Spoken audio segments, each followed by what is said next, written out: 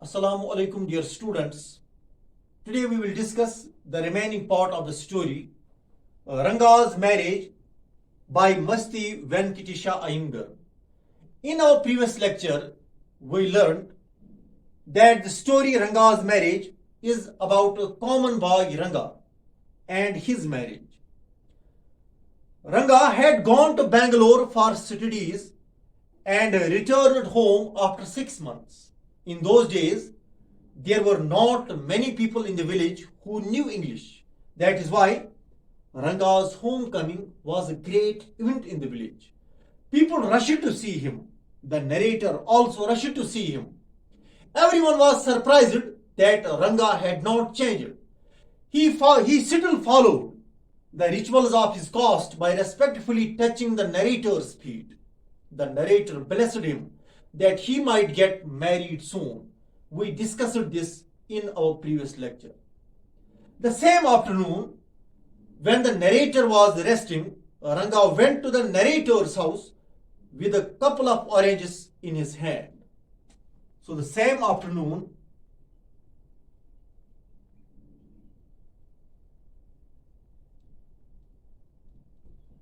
Ranga went to the narrator's house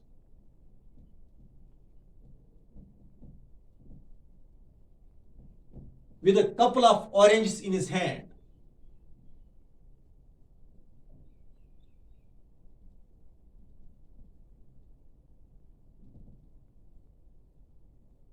The narrator thought that such a fine, well-educated and generous boy should get married and settle down.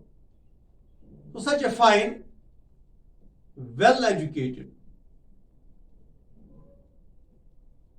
and generous boy should get married and settle down.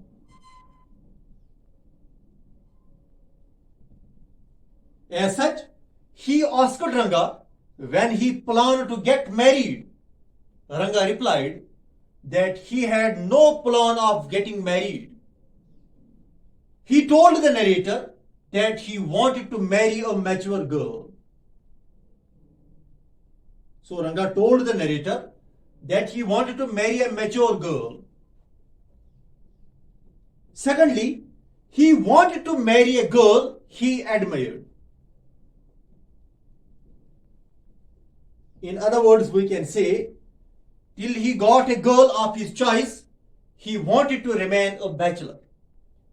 Ranga did not believe in arranged marriages, or he was not in favor of the arranged marriages. So he was not in favor of the arranged marriages.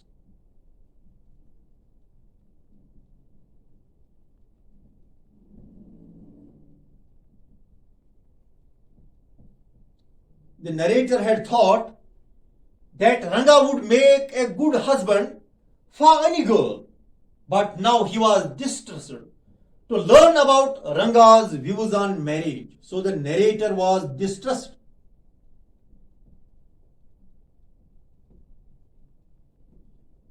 To learn about Ranga's views on marriage.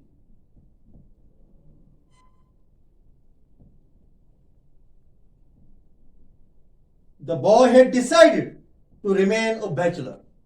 After chatting for some time, Ranga left. The narrator decided then, he made up his mind right then that he would get Ranga married.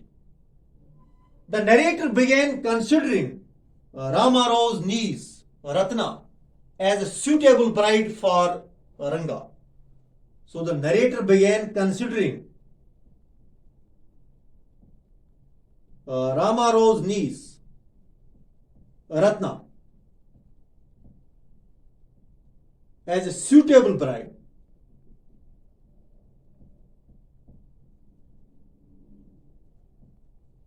for Ranga.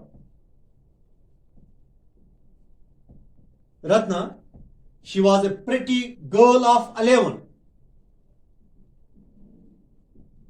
She had come to stay with her uncle after her parents died.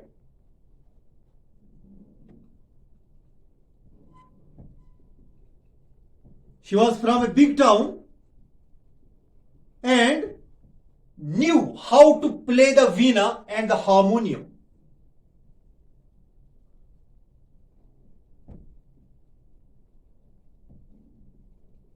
These are the musical instruments. She also had a sweet voice. The next morning, the narrator told Ramaro's wife to send Ratna to his house to fetch some buttermilk. The narrator was a regular visitor to Ramaro's place. Obviously, the girl was quite free with him. She came on Friday wearing a grand sari. The narrator requested her to sing and sent for Ranga. Ranga reached the narrator's place and stopped outside the room, and he did not want to disrupt the singing but was curious to know the singer. He was enchanted by Ratna's song, by Ratna's voice, and kept glancing at her. So he was enchanted by Ratna's voice and kept glancing at her. Ratna looked up and abruptly stopped when she saw a stranger. Ranga came in and the girl left. Ranga asked the narrator if she was married. The narrator quite cunningly told him that she was married a year ago. He told a lie that Ratna was married a year ago. Ranga was disappointed to hear this, to learn about Ratna's marriage. After some time, he left. The next morning, the narrator took Ranga to an astrologer, better known as Shastri, who he had already tutored what to say. That means Shastri did what he was asked to do by the narrator. The narrator told Shastri that something was worrying Ranga and they had come to seek his help. After making a pretense of some calculations, Shastri spoke in a serious tone that a girl was worrying him. She probably had the name of something found in the ocean. She could be Kamala or Ratna. The narrator's plan was bearing fruit. There was happiness on Ranga's face. On their return, Shama, who is the narrator of the story, passed in front of Ramaro's house. He went inside Ramaro's house and came back a little later. He confirmed that the girl was not married and there had been some confusion. Then he asked Ranga if he had Ratna in his mind. Ranga admitted that he wanted to marry Ratna. Finally, Ranga and Ratna got married. They named their first child Shama, as because of Shama's efforts, they had got married. And the story ends here. In the next video, we shall discuss another lesson. Thank you.